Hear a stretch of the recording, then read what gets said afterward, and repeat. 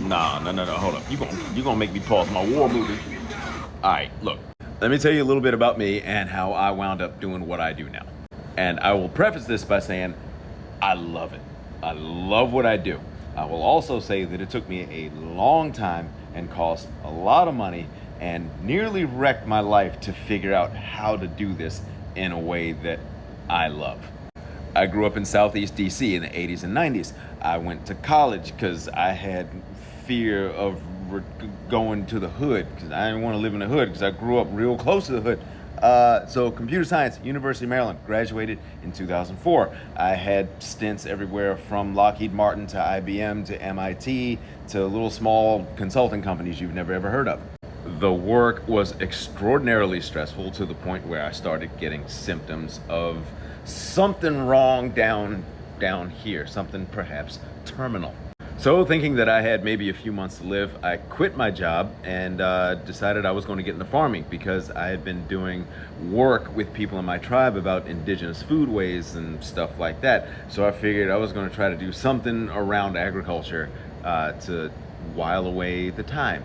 But then, after quitting my job and not doing that job anymore, a funny thing happened. This problem went away and I failed to die.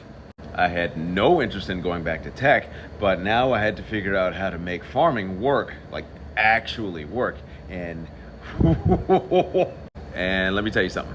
The next 10 years I spent learning that every single thing that I was told in every book that teaches you should go back to the land, you can farm, you should find liberation on the land, blah, blah, blah, blah, blah. It is all a pack of lies sold by people who ain't made it.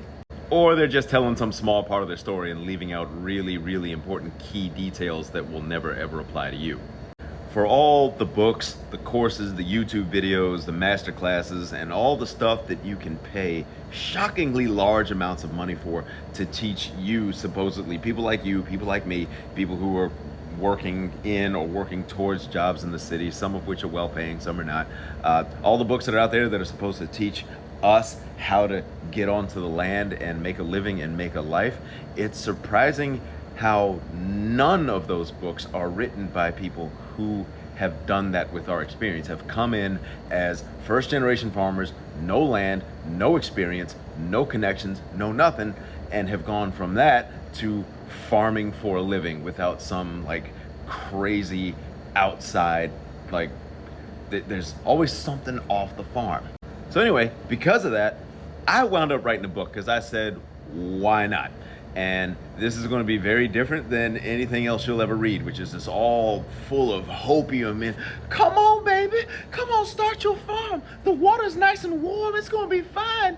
My book has been described as more a field sobriety check for people who think they want to start farming. And 9 out of 10 people that read it become much more interested in food, but a lot less interested in farming. You look at a social media feed like mine and you'll think that it's all sunshine and animals and collecting eggs and personalities of the hens, and that is all definitely a part of it, and that is part of why I do it. But you ever ask yourself, why am I sitting in my shop on a Saturday morning? It's because the fuel injectors in my giant freezer trailer outside are gunked up with stuff, and I'm waiting for somebody to get here with the equipment so I can clean it.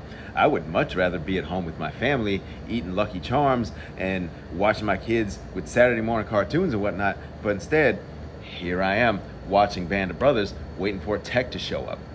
But at least I'm not at a farmer's market that I had to wake up at 3 a.m. for to do morning chores in order to get back to the farm in time to pack up all my stuff to be at a farmer's market where I have to be there at 7:30 so that they can start at 8, and I'm going to be there all day until 4 or 5, and then drive an hour home and then take an hour to unpack everything and then have to do chores, and then I have to go home and then make dinner and then maybe wink at my wife and then go to sleep, because that's what life used to be like. So anyway, before you think about doing anything like this, see the link in my bio. I wrote a book. It's 176 pages long. It's called First Generation Farming, and it contains everything I wish I knew when I started farming. And even if you never ever want to start a farm in your life, if you're interested in food, if you're interested in why farming is the way it is, why are farmers aging out, why hasn't small farming taken over, why isn't everything done regeneratively, why aren't all chickens out on pasture, why are the Amish doing so well, how did the plantation system lead to what we have today, what does the Homestead Act have to do with anything, where does the off-grid movement tie in with all this stuff, like stuff that might interest you if you never ever want to plant a seed ever because you don't even like to get your hands dirty. I've been surprised by the types of people who have read my book and been like, this is fantastic. And in any case, you should get that CS degree, because no matter how well funded you are, no matter how prepared you are, you jump into farming and for some reason it might not work out. It could be a complete accident. You might wind up like slipping a disc or getting physically injured or something. You're going to need something to fall back on, and you're not going to want to have to fall back into agriculture unless you're doing something more like what I'm doing, where I've got lots of partners and I am by no means farming alone or doing the like small family farm thing. So good luck. I'm gonna go back to watching my war movie. Shoot that summer.